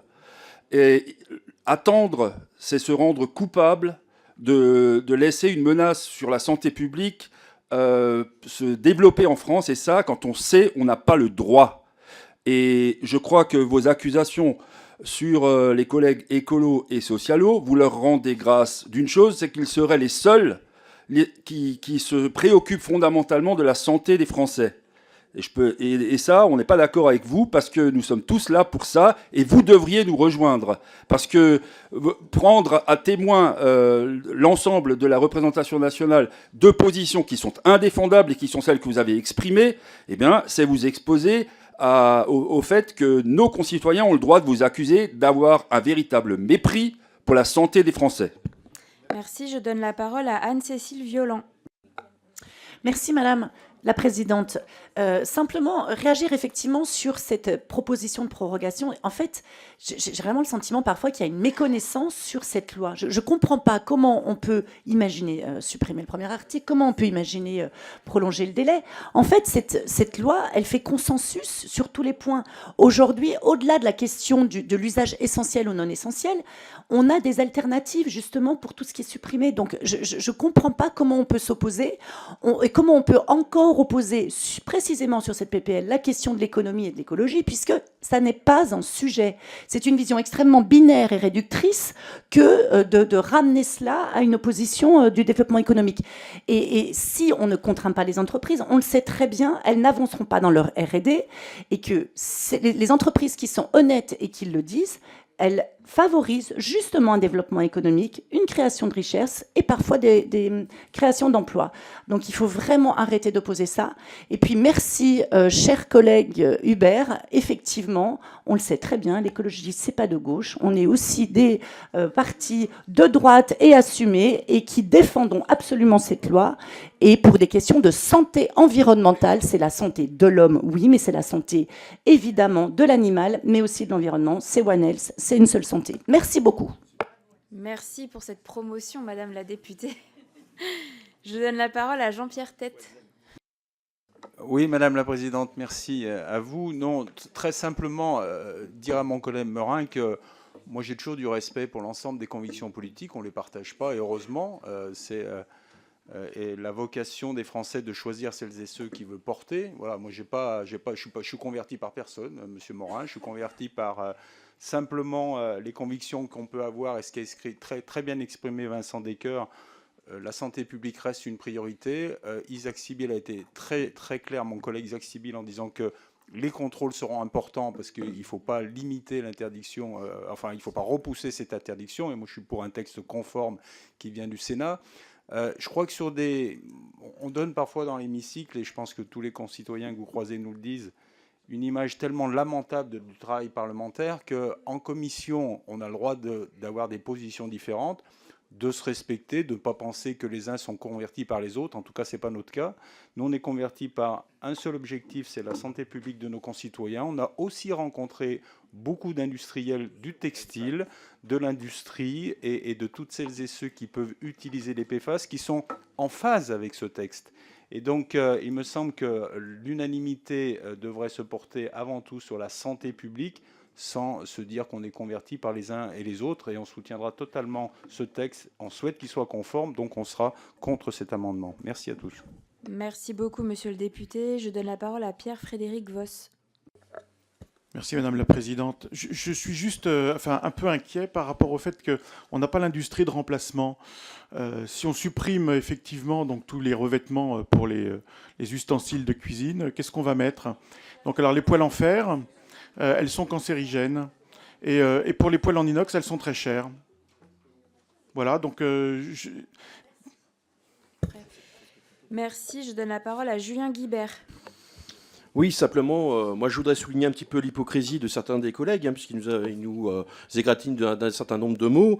Moi je voudrais dire qu'en modifiant, en interdisant en fait le fait que les industriels puissent fabriquer avec des PFAS, en fait la réalité c'est qu'un certain nombre d'industriels vont délocaliser leur production en Asie et je peux vous dire qu'ils vont produire avec des PFAS moins vertueux que ce qu'ils utilisent en France. Moi je peux vous dire que j'ai rencontré notamment 2 industriels de ma circonscription qui m'ont clairement dit les yeux dans les yeux, si demain le texte durcit en France, nous à l'aube de 2-3 ans nous irons produire ces lignes de production dans nos usines asiatiques, puisqu'en fait la réalité c'est que c'est des groupes mondialisés et qu'en fait la réalité c'est qu'ils muteront non pas les PFAS et leurs méthodes de fabrication, mais ils iront les produire dans d'autres pays, et ce qui générera effectivement, donc on n'a pas de mépris pour la santé, mais moi je vous vois venir gros comme des sabots lorsqu'il y aura effectivement de la casse sociale et de la fermeture dans nos usines, notamment dans ces 2 usines de la Nièvre. Je vous verrai arriver avec vos gros sabots, le poing en l'air en disant camarades, on vous défend, alors que c'est ce que vous votez ici qui génère le chômage dans nos circonscriptions rurales. Et moi j'aimerais soutenir tous les salariés de Solvay qui demain, notamment dans ma ville de Clamecy, risqueront d'être au chômage par vos prises de décision. Mais simplement, effectivement, sinon il faut avancer vers la recherche et développement. C'est important, mais on ne peut pas prendre au dos levé des mesures qui généreront des fermetures d'usines dans nos territoires. Chers collègues, si on peut s'exprimer calmement et s'écouter, sinon je vais limiter les temps de parole. Je donne la parole à Daniel Brulbois. Merci Madame la Présidente. Madame la députée Violent, à propos de vos jugements sur mes amendements, je voudrais vous rassurer, moi je ne porte jamais de jugement sur les amendements des collègues, ni sur leur capacité de compréhension des textes, ni sur leur valeur. Donc simplement, je voudrais vous dire que je lis les textes de loi, que je suis sur ma circonscription et que je connais aussi le contexte de nos concitoyens, aussi bien sur la santé que sur l'industrie. Simplement sur ce délai, je voudrais dire quand même qu'il y avait deux sujets importants dans la motivation de ces amendements. C'est laisser du temps, parce que nos industriels, ils ont des valeurs. Hein, ils n'ont pas la volonté d'empoisonner les gens. Ils veulent progresser et ils veulent faire des produits qui ne soient pas qui soient hors PFAS. Et donc cette recherche et le développement, elle ne se fait pas d'un claquement de doigts. Ils sont tous en train de le faire. Ils sont tous en train de trouver des produits de substitution. Mais il leur faut du temps. Ensuite, le contrôle, parce que nous sommes hors réglementation européenne. Donc, qu'est-ce qui va se passer pendant 2 ans? Eh ben, c'est que les produits d'ailleurs, européens, viendront en France. Et comment est-ce qu'on va les contrôler? Est-ce que vous avez pensé au système de contrôle? Comment est-ce qu'on va contrôler ces produits? Merci. On poursuit avec Hubert Hoth. Donc, je retire mon amendement. Mais voilà, je voulais que le débat soit mis. Tout ça pour ça, mais madame, on a le droit de déposer des amendements et de provoquer le débat, non? Tout à fait. Merci beaucoup, madame Brulbois. On a le droit de déposer des amendements et de provoquer le débat dans cette commission. Cet amendement est retiré, donc on poursuit les discussions. Donc on avait Hubert Hoth.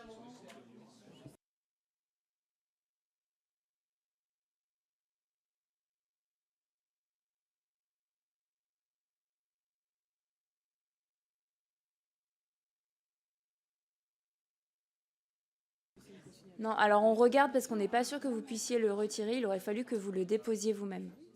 Donc on regarde.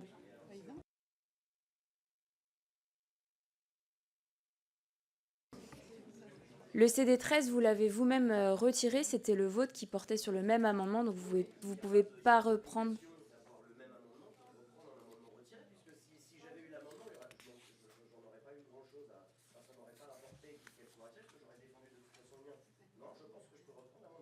On vérifie. Hubert Hoth, vous pouvez... Rapidement, nos industriels savent qu'ils sont face à une obligation de bifurquer, de procéder à cette transition qui leur est demandée au vu de la connaissance actuelle en matière de gravité polluante des PFAS. Donc la question ne se pose pas. Et le deuxième point, par rapport aux collègues tout à l'heure qui s'inquiétaient du fait qu'en Europe, ailleurs, la réglementation ne soit pas la même et qu'il y a de la délocalisation, ce qui est important, c'est que sur le marché intérieur en France, on explique à nos concitoyens quelle doit être la consommation, sur quels produits orienter la consommation pour éviter eux-mêmes d'être en danger. Donc on va modifier le marché. Et ça, c'est important. Merci. Je donne la parole à Marie Pochon. Merci Madame la Présidente. Ma question s'adresse plutôt à vous sur la question de la tenue des débats. Nous avons, comme l'ensemble des groupes dans cette Assemblée, une seule journée de niche parlementaire où nous pouvons débattre de nos textes. Et je ne comprends pas pourquoi on a sur chaque amendement des multiples prises de parole de chaque groupe. Et non, mais d'habitude, on a une seule prise de parole par groupe pour s'exprimer effectivement son avis par les amendements. Là, on a des débats qui durent et qui peuvent parfois s'envenimer, comme on l'a entendu dans certains propos. C'est des débats qu'on a par ailleurs déjà eu l'an passé à l'Assemblée et en hémicycle et en commission. Je voudrais demander à ce qu'on puisse retrouver un rythme normal d'un avis par groupe, par commission, et un avis qui dure moins d'une minute, comme d'habitude sur la défense des avis. Alors, on est en commission, donc... On est en commission, donc on laisse aussi le débat se faire. On a 15 amendements et on va avancer. Je pense que sur les autres, et j'espère que sur les autres, comme chacun se sera exprimé, on pourra avancer plus vite. Donc, on m'indique que, Monsieur Meurant, vous pouvez effectivement reprendre cet amendement. Je donne la parole à Vincent Thiépaut, puis à Monsieur Meurant, et on passe au vote. Il n'y aura pas d'autres prises de parole. Oui, merci Madame la Présidente. Non, tout simplement pour dire que nous voterons contre cet amendement. Et je voulais remercier le rapporteur qui nous avait rassuré sur le travail effectué, de dire que sur ces filières qui sont visées, en tout cas, elles sont aujourd'hui prêtes. Et à un moment donné, il faut envoyer des signaux, et il faut envoyer des signaux à l'industrie. On est tous, effectivement, dans ces injonctions en contradictoire de devoir, effectivement, préserver l'emploi et l'économie sur nos territoires, ce qui est important. Mais en même temps, nous sommes là aussi pour permettre l'avenir. Et quand je dis permettre l'avenir aussi, c'est effectivement lutter sur des choses qu'on constate déjà, effectivement, en termes de pollution. Donc je remercie aussi le travail qui a été fait au titre d'Horizon. Je vous rassure, ce sera ma dernière prise de parole pour le reste du texte de loi, mais je tenais à essentier. Et juste un exemple. Dans la loi Egalim, à l'époque, on avait interdit le dioxyde de titane. Il y a eu une avalanche de montée des industriels qui ont été faits. Et en fait, en moins de 2 ans, ils ont trouvé une solution. Et ils ont supprimé le dioxyde de titane. Donc à un moment donné, on est là aussi pour envoyer des signaux. Et je pense que ces signaux-là qu'on envoie, c'est aussi des signaux qu'on envoie à l'industrie pour dire attention à un moment donné. Et ça permet de faire des investissements, ça permet de faire de la recherche et de trouver des solutions qui vont satisfaire tout le monde et surtout pouvoir permettre de répondre à des enjeux aussi bien environnementaux que sanitaires. Voilà, merci. Merci. Donc Pierre Meurant, et on passe au vote. Merci Madame la Présidente. Je voudrais quand même dire à la collègue écologiste qu'elle est quand même un petit peu gonflée de défendre sa niche, alors que lors de très nombreuses niches, et notamment un peu plus tard que jeudi dernier, la gauche a quand même l'habitude de pourrir les niches des autres groupes. Monsieur donc, Meurant, je pensais que c'était sur l'amendement. Donc c'est pas sur l'amendement. Donc je mets aux voix le CD11 Madame avec la Présidente, je défends l'amendement. Je défends l'amendement. Simplement... Non, mais attendez, on peut débattre si vous voulez. Si on peut débattre. Simplement, sur ce sujet... c'est toujours très confortable moralement d'appartenir au camp du bien, mais c'est parfois de la paresse aussi intellectuelle. On parle de devoir moral et on nous accuse de mépriser la santé des Français. Absolument pas, puisqu'on pointe aussi l'hypocrisie des importations, comme l'a très bien dit mon collègue Guibert tout à l'heure. J'ai entendu une phrase tout à l'heure qui m'a fait bondir. Madame Violent, vous avez dit, je cite, « Si on ne contraint pas les entreprises, elles n'avanceront pas dans leur recherche et développement ». Je ne savais pas qu'à droite, on ne croyait pas dans la recherche des entreprises. Je ne pensais pas qu'à droite, on ne croyait pas dans l'entreprise. Merci. Donc il y a une forme de... Non, il faut... Cet amendement, il a une nécessité, c'est de donner une respiration à nos entreprises et à nos industriels. Très bien, on a bien compris l'objet de cet amendement que vous avez repris. Donc avec avis défavorable du rapporteur, je le mets aux voix. Qui est pour cet amendement? Qui est contre? Il est rejeté. Le CD2, Monsieur Meurant. Oui, alors très simplement, pour le coup, je vais être beaucoup plus rapide dans la défense des amendements suivants. par rapport à une liste fixée par décret, la liste est fixée par décret, donc l'idée c'est d'insérer que ce décret doit être pris en concertation avec les acteurs visés, qui sont quand même les premiers concernés dans leurs activités. Merci. Monsieur le rapporteur, votre avis? Merci Madame la Présidente. Monsieur le député, l'article en effet premier prévoit un renvoi à un décret. Il reviendra alors au ministre compétent d'établir par décret une liste de produits textiles, d'habillement et de chaussures qui, parce qu'ils servent à la protection et à la sécurité des personnes, notamment dans les missions de sécurité civile ou de défense nationale, ils pourront continuer à contenir des PFAS. Le décret sera éventuellement soumis à consultation du public et les entreprises pourront faire valoir et apporter des informations. Mais il n'est pas coutume de prévoir de concertation dans la loi. C'est au pouvoir réglementaire de déterminer les exceptions par décret en réunissant les informations nécessaires. Mon avis est donc défavorable. Merci. Je mets aux voix cet amendement avec avis défavorable du rapporteur. Qui est pour? Qui est contre? Il est rejeté. Le CD3, Monsieur Meurin. Oui, c'est un amendement de précision pour être certain que dans le cadre des textiles, cela ne concerne que les produits d'habillement ou de chaussures. Voilà. Monsieur le rapporteur, votre avis? Défavorable. Défavorable. Je mets aux voix cet amendement avec avis défavorable du rapporteur. Qui est pour? Qui est contre? Il est rejeté. Le CD4, Monsieur Meurin. Monsieur le rapporteur, votre avis? Défavorable. Je mets aux voix cet amendement avec avis défavorable du rapporteur. Qui est pour? Qui est contre? Il est rejeté. Le CD18, Madame Brulbois. Monsieur le rapporteur. Défavorable. Je mets aux voix cet amendement, avis défavorable du rapporteur. Qui est pour? Qui est contre? Il est rejeté. Le CD5, Monsieur Meurin. Monsieur le rapporteur. Défavorable. Je mets aux voix cet amendement, avis défavorable du rapporteur. Qui est pour? Qui est contre? Il est rejeté. Le CD6, Monsieur Meurin. Monsieur le rapporteur. Défavorable. Madame Anne Steinbach-Ternoir.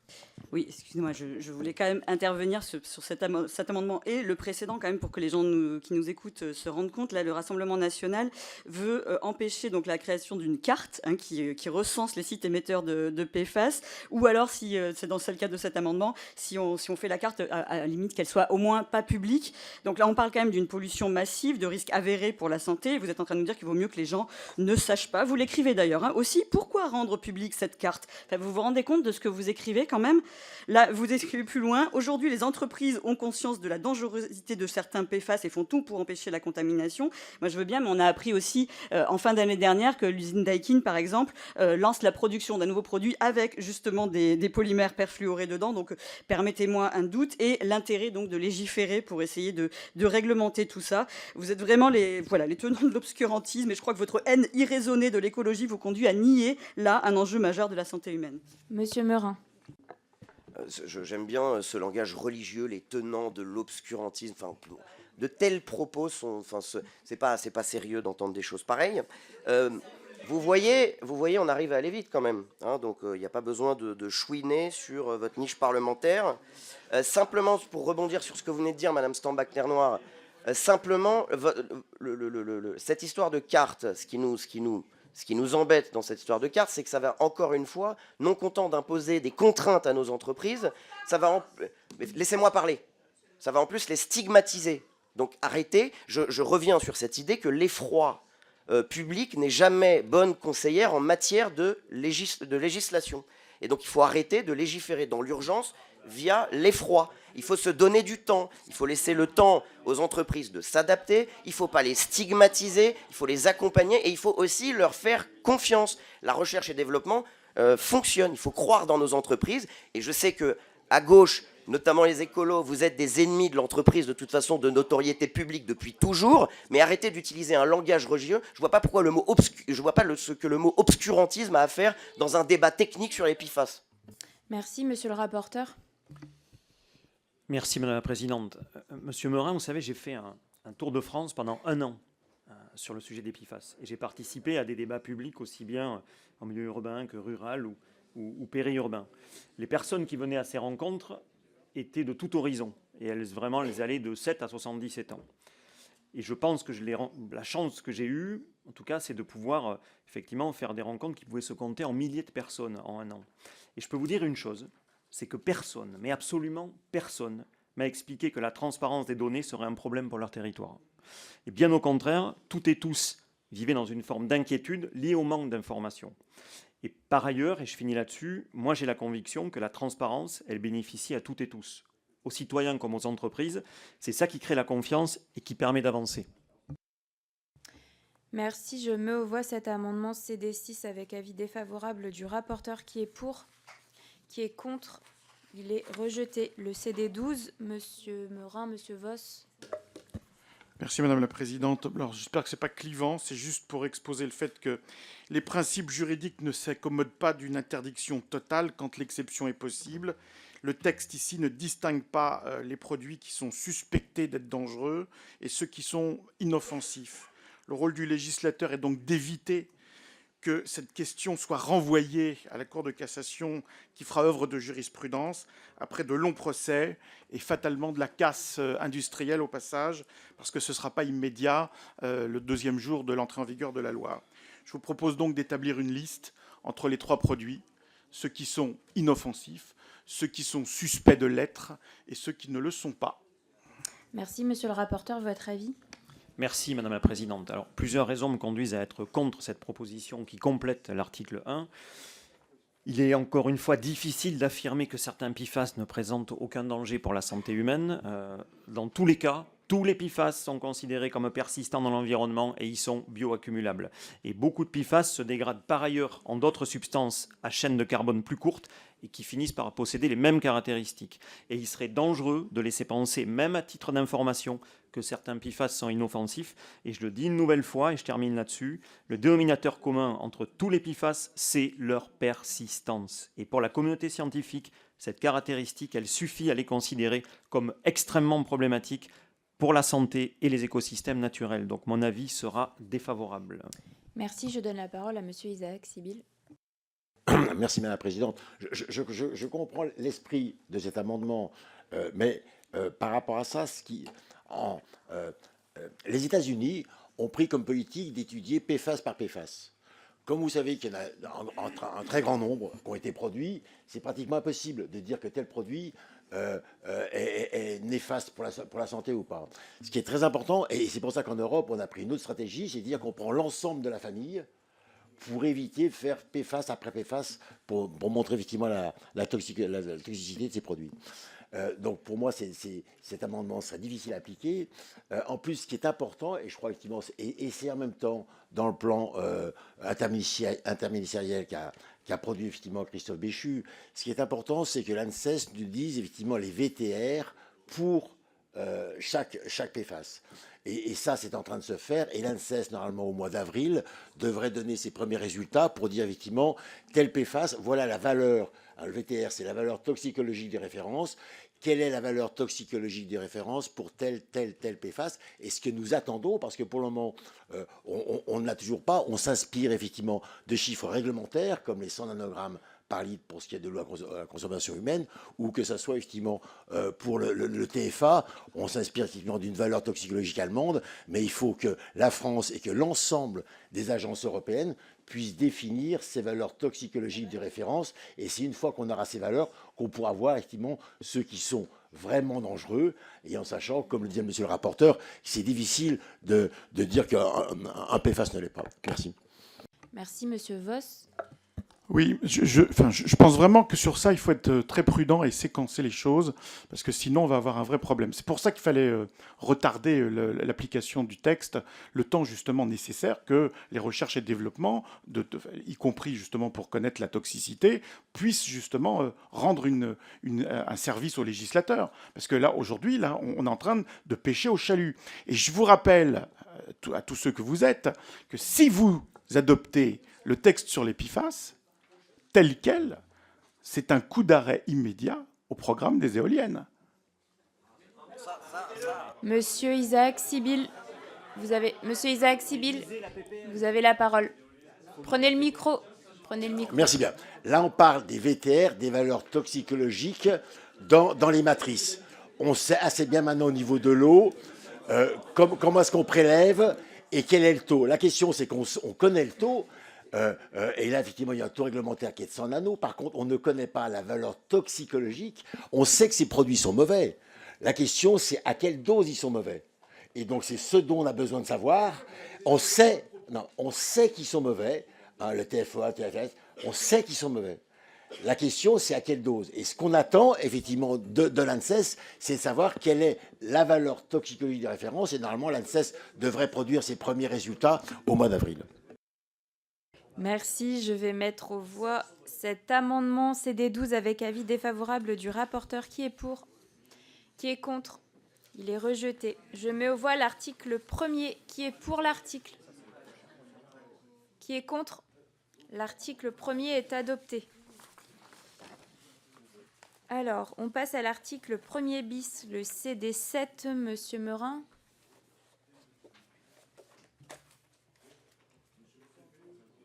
Le CD7, Monsieur Meurin. Monsieur le rapporteur, votre avis? Défavorable. Je mets aux voix cet amendement CD7, avis défavorable du rapporteur. Qui est pour? Qui est contre? Il est rejeté. Donc je mets aux voix l'article 1er bis. Qui est pour? Qui est contre? Il est adopté. L'article 1er ter, aucun amendement n'a été déposé, donc je le mets aux voix. Qui est pour l'article 1er ter? Qui est contre? Il est adopté. Article 2, le CD1, Monsieur Bléry. Oui, merci Madame la Présidente. Monsieur le rapporteur, donc, sur l'alinéa 5 de l'article 2, vous parlez d'une redevance qui est fixée à 100 € par 100 grammes. J'aimerais connaître un petit peu comment vous avez mesuré cela. D'où viennent ces 100 €? C'est important réellement de savoir d'où ça vient. J'ai l'impression que c'est un peu du pifomètre. Et je crois que le législateur a besoin de savoir d'où ça vient. Donc, vous voudriez donc imposer une redevance. Je rappelle simplement que les entreprises financent déjà la dépollution dans le droit actuel, et une redevance un peu qui est appliquée au pifomètre. Merci de m'éclairer, s'il vous plaît. Monsieur le rapporteur. Merci, Madame la Présidente. Alors, vous avez raison, la PPL prévoit en effet une nouvelle redevance qui est basée sur le principe pollueur-payeur. Je le rappelle en préambule, cette redevance, même modeste, elle va permettre d'aider les collectivités qui vont faire face à un mur d'investissement à très court terme. Et pourquoi ce montant de 100 € pour 100 grammes? Tout simplement, pour le dire, alors, je pourrais être plus long sur l'explication, mais en fait, ce montant a été calibré avec le ministère de la Transition écologique et les services lors des auditions qu'on a menées pour élaborer cette PPL. Et le Sénat, par ailleurs, a fait des auditions et a confirmé également le même montant. Donc, c'est absolument tout sauf au doigt mouillé. Et c'est bien au législateur, en effet, de définir un montant. C'est d'ailleurs le cas pour les autres redevances pour pollution diffuse d'origine non domestique. Monsieur Bléry. Oui, merci Madame la Présidente. Écoutez, nous justement, si c'était calibré par le ministère compétent, on propose par cet amendement effectivement de l'appliquer par un décret qui pourra évoluer dans un sens ou dans un autre. Je crois que de l'inscrire comme ça dans le marbre, en tout cas dans la partie législative du texte, fera que peut-être demain on aura des difficultés pour, je dirais, jouer avec cette redevance, en tout cas le curseur de cette redevance. Je crois que de redonner ça au réglementaire permettrait plus d'efficacité. Monsieur Isaac Sibyl. Merci Madame la Présidente. Comme l'a dit Monsieur le rapporteur, effectivement, cette taxe va être amenée à disparaître. Hein, comme on l'a fait effectivement à l'article 1 bis, maintenant ce qu'on va demander, hein, c'est on a interdit les rejets, dans le sens où c'est anormal que les industriels rejettent dans les milieux naturels, notamment dans l'eau, les PFAS. Maintenant, il y a des outils, comme effectivement l'osmose inversée, ou d'autres procédés qui permettent effectivement, et c'est ce qu'on a vu effectivement à Arkema, dans le sud de Lyon, il y a des procédés qui permettent aux industriels de ne plus rejeter de PFAS. Donc je pense que c'est ça sur lequel il faut insister. Il faut interdire les rejets, et à partir du moment où on interdit les rejets, et j'espère que très vite, hein, là actuellement il y a une campagne par rapport aux ICPE où on est en train de calculer effectivement quels sont les rejets, quel industriel rejette dans les milieux naturels. Donc le but, c'est vraiment par rapport aux industriels qu'ils évitent de rejeter, et le jour où ils ne rejetteront pas, et j'espère que ça sera le plus rapidement possible, effectivement cette taxe va disparaître. Je vous remercie. Monsieur le rapporteur. Pour répondre un peu plus précisément à Monsieur Bléry, en fait, je le redis, hein, c'est bien au législateur de fixer un tarif ou des bornes pour les agences de l'eau. C'est le cas notamment pour toutes les pollutions diffuses d'origine non domestique. Donc en fait, ce que l'on fait là, c'est ce qui se fait systématiquement dans la construction de la loi quand on parle encore une fois des pollutions diffuses d'origine non domestique. Je mets aux voix cet amendement CD1 avec avis défavorable du rapporteur. Qui est pour? Qui est contre? Il est rejeté. Le CD8, Monsieur Meurin. En substance, c'est le même amendement que mon collègue Bléry, donc il est défendu. Monsieur le rapporteur. Défavorable. Je mets aux voix cet amendement CD8, avis défavorable du rapporteur. Qui est pour? Qui est contre? Il est rejeté. Le CD14, Monsieur Magnier. Alors, il y a un micro qui est ouvert, attendez. Pardon, c'est le mot. Merci Madame la Présidente. Chers collègues, les PFAS, ces polluants éternels, ne disparaissent pas. Mais ce qui ne disparaît pas non plus, c'est notre habitude de légiférer avec des demi-mesures. On nous propose une redevance uniforme, 100 € tous les 100 grammes, sans distinction entre un PFAS hautement toxique et un autre moins nocif mais persistant. C'est une approche simpliste, inefficace et irresponsable. Nous savons que certains de ces polluants sont déjà interdits, que d'autres vont l'être, et que tous n'ont pas le même impact sur la santé et l'environnement. Pourtant, on applique la même taxe sans différenciation, sans prise en compte des risques réels. C'est un passe-droit offert aux pollueurs qui n'auront aucun intérêt à modifier leurs pratiques. Pendant ce temps, les coûts des pollutions explosent 847 milliards d'euros sur plusieurs décennies pour nos seules eaux souterraines. Qui payera? Les pollueurs ou les Français? Le présent amendement donc propose une réponse simple, une redevance modulée selon la dangerosité réelle des substances sur 3 critères objectifs: la bioaccumulation, la persistance et la toxicité. Nos voisins européens, eux, l'ont compris. L'Allemagne et la Suède appliquent déjà une tarification différenciée en fonction du danger réel des substances polluantes. Ce que nous proposons, c'est une redevance efficace et dissuasive. Si nous continuons contentons d'une taxation uniforme, nous ne ferons qu'entériner l'idée qu'un pollueur peut continuer à polluer tant qu'il paye son écho. C'est inacceptable. Alors, chers collègues, ne votons pas un barème paresseux, ne votons pas cette taxe symbolique, votons une redevance intelligente fondée sur la science et l'équité. Je vous remercie. Merci, monsieur le rapporteur. Votre avis? Merci, Madame la Présidente. Je le redis une nouvelle fois, il est inexact de laisser penser que certains PFAS ne seraient pas problématiques parce qu'ils ont tous un point commun, c'est leur persistance. Et toute la communauté scientifique tire la sonnette d'alarme sur le risque de ne pas aborder les PFAS comme une famille unique. Et par ailleurs, ça renvoie à un débat qu'on avait déjà eu l'année dernière. Commencer à les considérer substance par substance, c'est d'ailleurs les États-Unis depuis 25 ans qui sont empêtrés dans ce scandale. Aujourd'hui, on tire cette conclusion. Les considérer substance par substance, c'est la garantie de l'inaction, de l'enlisement, et on est face à 12 000 polluants éternels qui sont persistants. Donc, le niveau de la redevance, il est déjà à un niveau modeste, il sera précieux pour les collectivités, et il n'y a pas de raison de commencer à le moduler, puisqu'on sait que toutes les PFAS, quelle que soit la substance, sont problématiques. Je me vois cet amendement CD14, avis défavorable du rapporteur. Qui est pour? Qui est contre? Il est rejeté. Le CD9, Monsieur Roseren, il n'est pas là, donc il n'est pas soutenu. Je me vois l'article 2, qui est pour? Qui est contre? L'article 2 est adopté. Article 2 bis, il n'y a pas d'amendement, donc je le mets aux voix. Qui est pour l'article 2 bis? Qui est contre? L'article 2 bis est adopté. Je mets aux voix l'ensemble de la proposition de loi. Qui est pour? Qui est contre? La proposition de loi est adoptée. Félicitations, monsieur le rapporteur. Je vous laisse la parole.